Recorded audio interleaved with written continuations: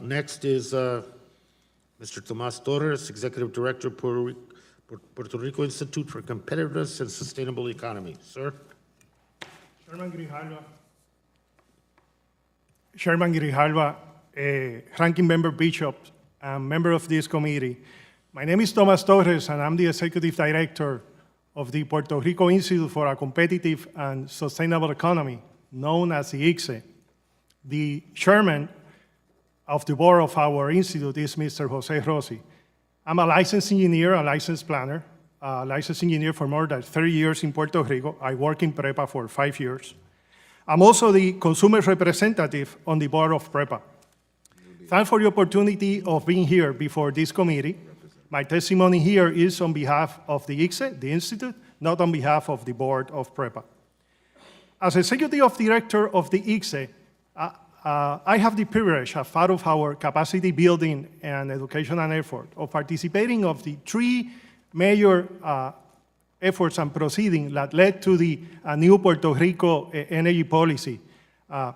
Those are, as the representative for Colorado mentioned a few minutes ago, the public collaborative for the Puerto Rico energy transformation that we did in conjunction with Rocky Mountain Institute. We also were part of the Senate Advisory Committee on Energy, and we were a commissioner of the Southern State Energy Board Blue Ribbon Task Force. The Puerto Rico, the public collaborative, as I say, developed by ICSE in conjunction with RMI, brought critical stakeholders in Puerto Rico to define the future of Puerto Rico energy transformation. 4 main points or area of change were identified as part of this effort. A new vision of self-sufficiency and credibility. Number 2, the need for independent regulator and enforcement powers. The creation of a modern regulatory framework, an integrated resources plan, and the involvement of co-ops, cooperatives, and municipalities as part of the transformation. Within the next minutes, I'm going to summarize the rest of my testimony in 3 major points. The needs of federal funds that were addressed on the previous panel, but I will add a couple of points as part of the transformation of our system. Technology and distributed generation and transparency. Reconstruction funds. The situation in Puerto Rico is complex. After the 2017 hurricane impact, the mix of deteriorated infrastructure with collapsed finances create an unmanageable debt burden. The Build Back Better plan done by New York Power Authority and others estimate the Puerto Rico rebuilding in $17.6 billion. I want to stress that out because some quantities of $2 billion are being expressed. No, it's $17.6 billion. And the CEO and the Central Office for Recovery, Reconstruction, and Resiliency has estimated this effort in $26 billion, of which $11 billion are recurring costs. In addition, as you all know, we have a PREPA legacy debt in bankruptcy court in Puerto Rico, which is $10 billion under PROMESA.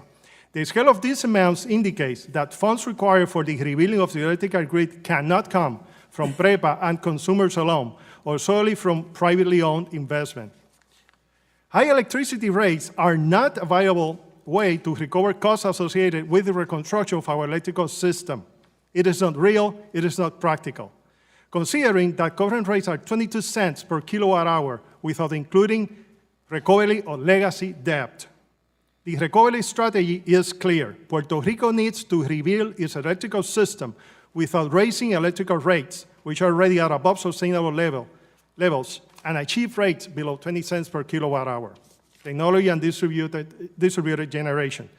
Electricity generated by consumers costs less than building new generation because it is generated at the distribution grid at the load centers, as Secretary Walker mentioned. Well, distributed generation by consumers can also be done at load centers, reducing the need for transmission system. If consumers don't feel incentivized, however, they can disconnect from the grid and go their own. Transparency. Transparency, work ethics, and teamwork between federal and local governments are key for the transformation of our electrical system. And I'm here at this Congress disposal to be a key player as part of this transformation alliance with Puerto Rico and the Electric Power Authority. Transparency contributes to legitimacy of public processes. Lack of transparency and public participation can negatively affect regulatory processes that in turn could lead to defective planning, insufficient reconstruction fund, and high electricity rates. In summary, the challenge ahead is bigger than the restoration of PREPA. It's the future of Puerto Rico. We appreciate the opportunity to be here, and we're ready to answer your questions. Thank you. Mr. Holt.